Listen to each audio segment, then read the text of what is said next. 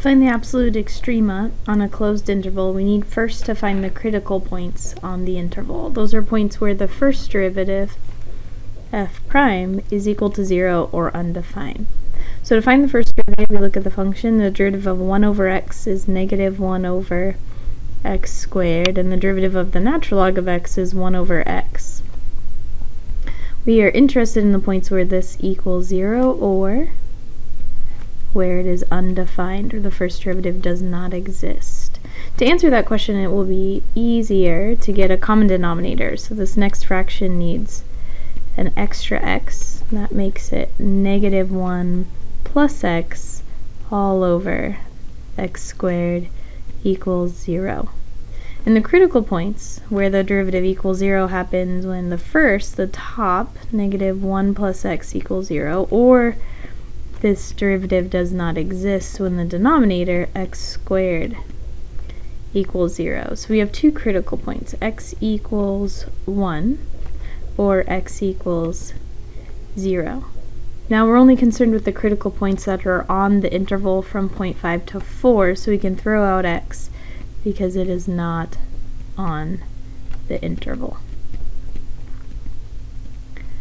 That means in the second step, part 2, evaluate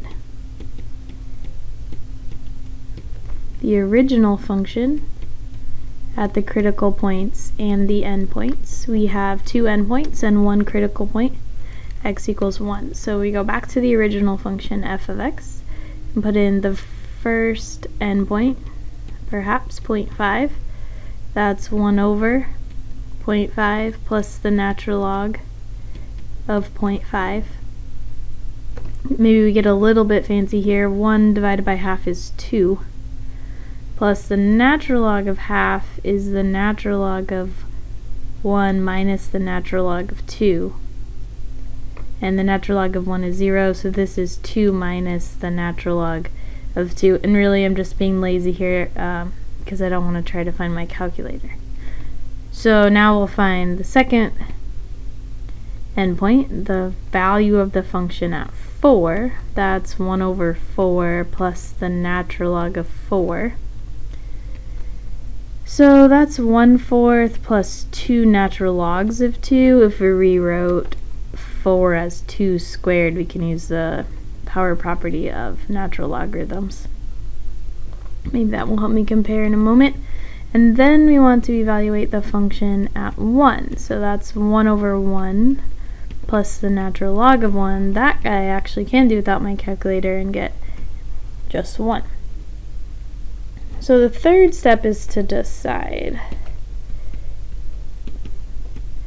which of these is an absolute maximum value and which is an absolute minimum value. So we need to look at these three values. 1, 1/4 plus 2 natural logs of 2, and 2 minus the natural log of 2 to decide.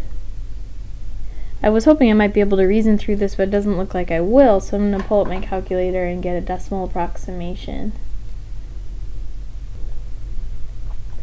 Go back to the original and plug it in, or you can plug in what we have right now. 2 minus the natural log of 2 is about 1.3.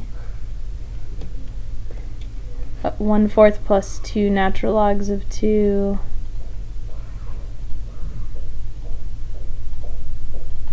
is 1.6.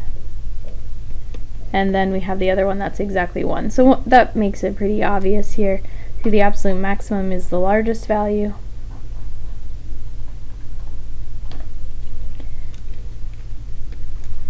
That happens at 4.